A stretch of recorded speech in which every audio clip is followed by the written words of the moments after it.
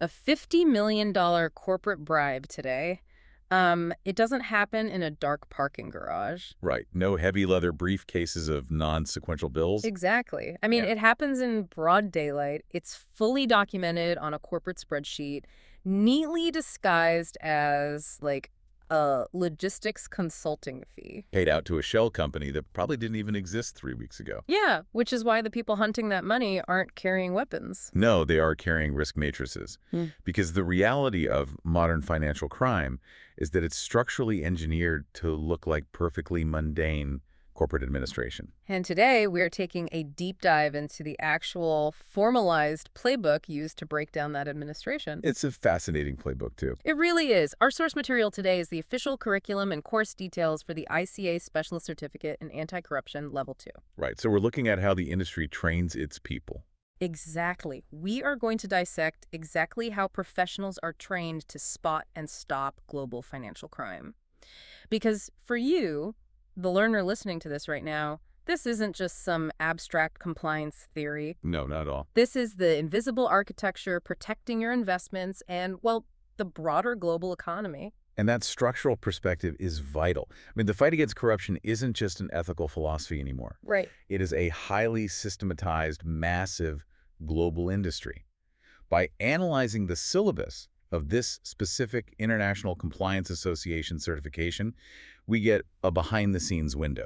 Almost like seeing the front line of an ongoing arms race. Exactly. The arms race between financial criminals and the compliance officers trying to catch them. Okay, so let's unpack this. Looking at the foundational syllabus of this course, they start with modules on essential concepts in anti-corruption, and then get this, the consequences of corruption. And shining a spotlight on corruption. Right, shining a spotlight. Now, I have to admit, when I first read that, I wondered why a professional compliance officer needs an entire module just to understand the consequences. It seems obvious, right? Yeah, shouldn't that be painfully obvious? Like, crime happens, money vanishes, it's bad. Why dedicate so much academic space to it? Well, it goes much deeper than just stating that corruption is bad. What's fascinating here is that the course explicitly acknowledges a dangerous psychological trap. A psychological trap. Yeah, in financial defense, there's this illusion of the victimless paper crime. Oh, I see. Think about it. To an analyst sitting at a desk auditing like 10,000 automated transactions a day, a corrupt payment just looks like a string of digits moving from column A to column B. It just feels completely detached from reality. Exactly. It feels sterile. So the syllabus isn't teaching them that corruption is wrong. It's teaching them to see the physical blast radius of those digits. That is the absolute core of the issue. The module on shining a spotlight is fundamentally about teaching analysts how to map a sterile balance sheet anomaly to a real run of consequence. Wow. When a corporation pays an inflated price for a mining permit, that money often directly funds illicit organizations, or it destabilizes developing economies, or bypasses environmental safety protocols. So it's about giving them the operational why. Yes. Yes. You cannot aggressively hunt down a threat if you don't fully comprehend the damage it's capable of inflicting.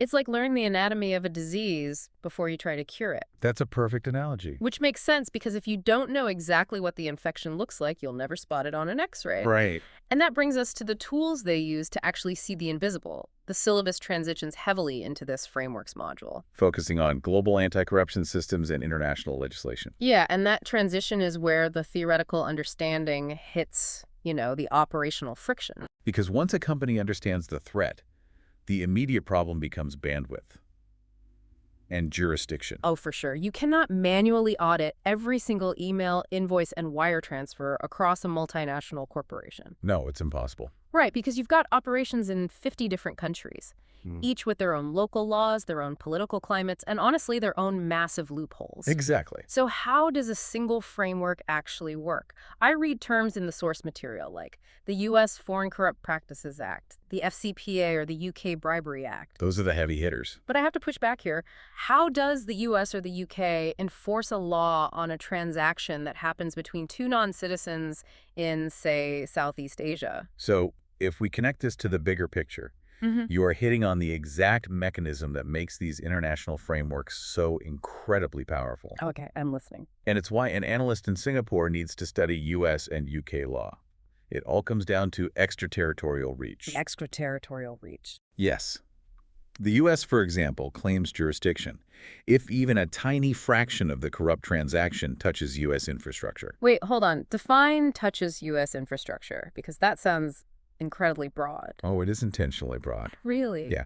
If a bribe is negotiated via an email that happens to route through a server located in Virginia, Just routing through a server. just routing through it, What? or if the funds are transferred in U.S. dollars, which means they must eventually clear through a correspondent bank in New York, Wow. that is enough to trigger the FCPA.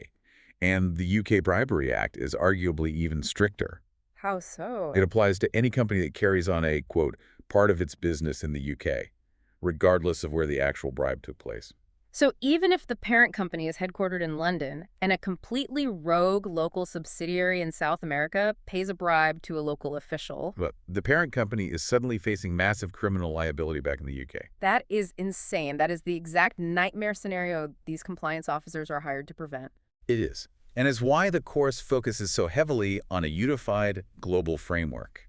You can't think of global compliance as an impossible game of global whack-a-mole. Where you just wait for a local subsidiary to mess up and then try to fix it. Right.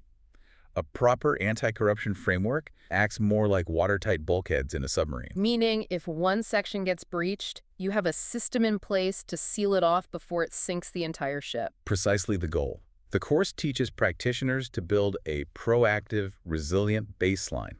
It's basically a universal language for defense. So if an analyst understands the overarching international legislation, they can design controls that preemptively flag those high-risk behaviors. Regardless of which border the behavior occurs behind. Which naturally leads to the next massive problem. Where do you actually place those controls? Because as you said, you can't monitor everything. You have to prioritize. Right. And here's where it gets really interesting to me. The syllabus lists a huge focus on identifying vulnerabilities and evaluating risk sectors. Yes, the microscopic level. Yeah, and it specifically singles out politically exposed persons, third parties, and geographical risks. The danger zones. Now, for you and me and the learner listening, we know the basic definition of a politically exposed person, or a PIP. It's a government minister, a high-ranking military officer, someone with their hands on the levers of power. Right. But to an outsider, being a politically exposed person sounds like you're on a VIP list for a gala. Why does this course isolate them as a critical vulnerability alongside third-party vendors? Yeah, this raises an important question about the actual mechanics of modern bribery. The highest risks rarely originate from a company's internal salaried employees. You mean sitting at the corporate headquarters trying to directly hand cash to a PIP? Exactly. That almost never happens. The risk almost always enters through a buffer. The third party. Yes. The external consultant hired in a high-risk jurisdiction. Or the local fixer who promises to expedite customs clearance. Or the joint venture partner who just happens to be the brother-in-law of the local minister of energy. Exactly. The course groups PEPs, third parties, and geographical risks together because they form the holy trinity of corporate vulnerability. So let's map that out. How does that actually look on a balance sheet? Like, if I'm the analyst who just took this ICA course, what am I looking for? You are looking for the mechanism of disguise. Let's say a multinational firm needs a permit to build a factory. Okay. And the local minister, the PEP, demands a $2 million kickback. The firm obviously cannot just wire $2 million to the minister's personal bank account. That would set off every alarm instantly. Right. So the firm hires a local logistics consultant, the third party. This consultant provides some vague overlapping services, but charges a highly inflated fee, say $3 million. Oh, I see. The firm pays the consultant, it goes on the books as a legitimate operational expense, Yes. and then the consultant takes that inflated margin and passes the $2 million to the minister offshore. That is the exact mechanism. By training analysts to evaluate these specific intersections where third parties interact with PEPs in high-risk geographies, the course is revealing something crucial. That anti-corruption isn't just basic accounting. Exactly. It is heavily reliant on mapping and analyzing complex human networks. It's about understanding who knows who is subcontracting to whom. And where the beneficial ownership of those shell companies actually lies. It's essentially teaching financial forensics. Yes, you have to find the smoke before the fire burns down the company. Which makes me really curious about the frontline fighters actually taking this course.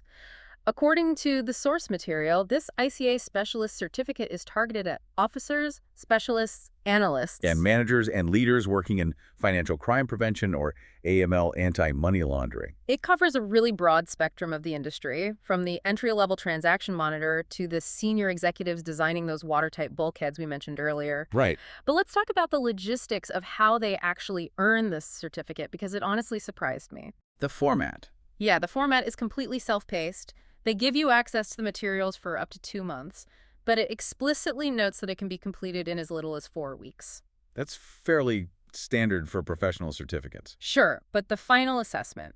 It's a single 1-hour online multiple-choice exam that you can take at any point, yielding immediate results. And if you pass, you get a downloadable certificate and 20 continuing professional development hours. Which I know those CPD hours are a mandatory requirement for maintaining standing in most financial compliance professions. They absolutely are. I get that, but a 1-hour multiple-choice exam for hunting down multi-jurisdictional shell games and analyzing the extraterritorial reach of the UK Bribery Act. I see where you're going with this. I just have to ask, is this course genuinely about teaching complex, specialized skills from scratch, or is it basically just a rubber stamp? It feels incredibly light for the gravity of what we've been discussing. That is a very common friction point when evaluating professional certifications.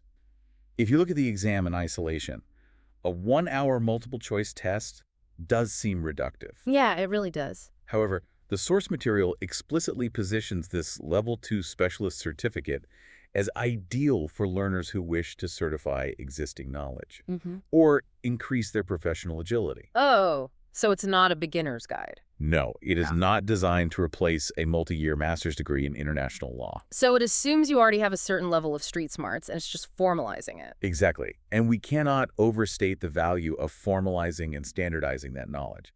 The financial industry desperately needs universal baselines. Because otherwise it's chaos. Complete chaos. There is immense operational risk if an analyst in Frankfurt and a manager in Tokyo are using completely different definitions when investigating a third-party vendor. That makes total sense.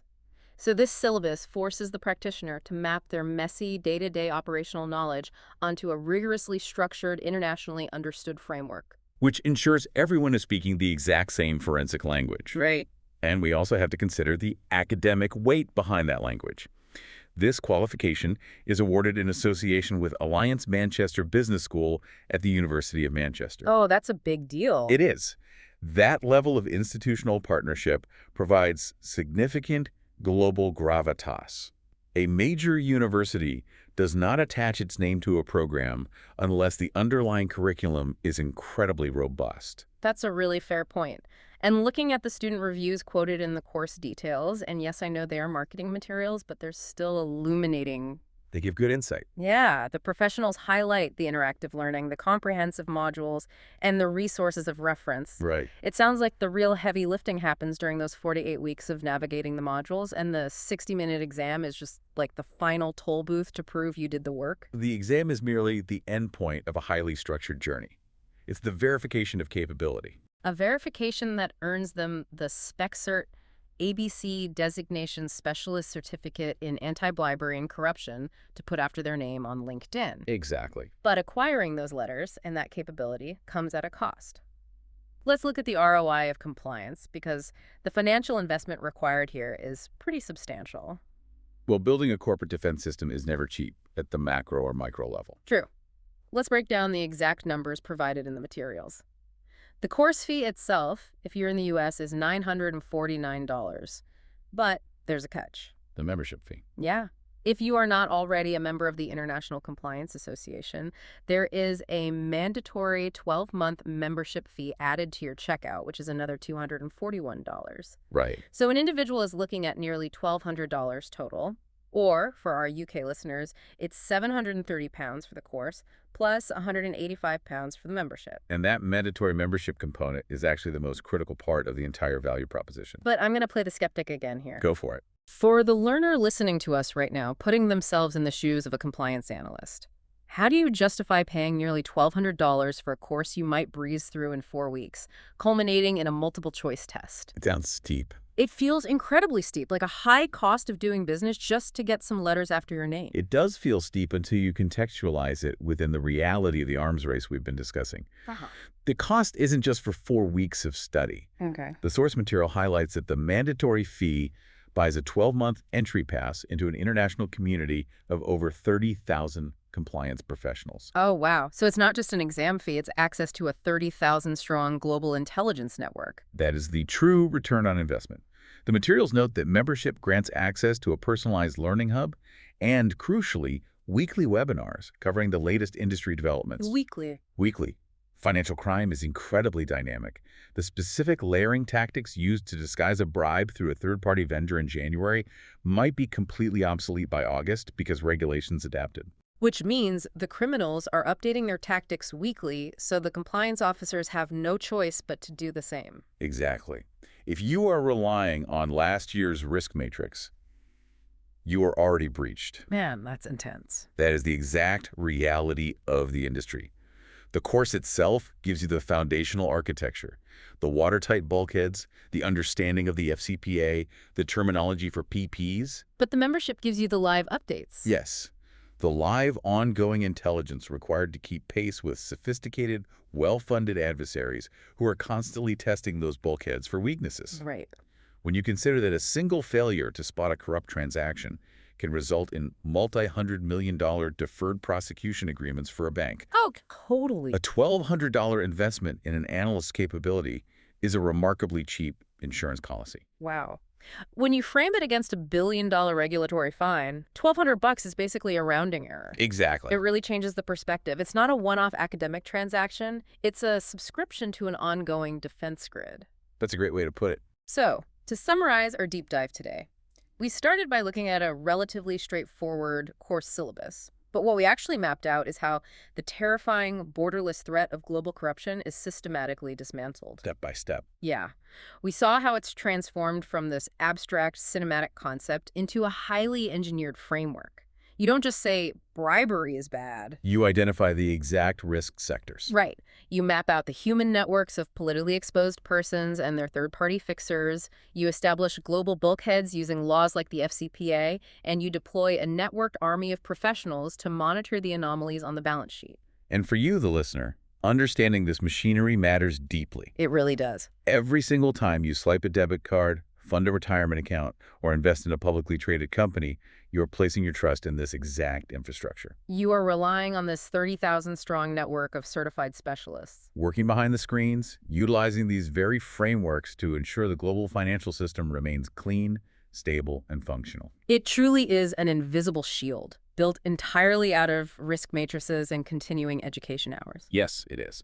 But looking at how transparently this curriculum is laid out, detailing the exact mechanisms of how corporations identify vulnerabilities, how they trace the inflated consulting fees, and how they enforce international boundaries, well, it leaves me with one final lingering thought for you to chew on. What's that? If this syllabus is the ultimate standardized playbook for the good guys to build their corporate defenses, is it possible that the absolute smartest bad guys are taking these exact same courses, reviewing these exact same frameworks, simply to learn exactly where the corporate blind spots are?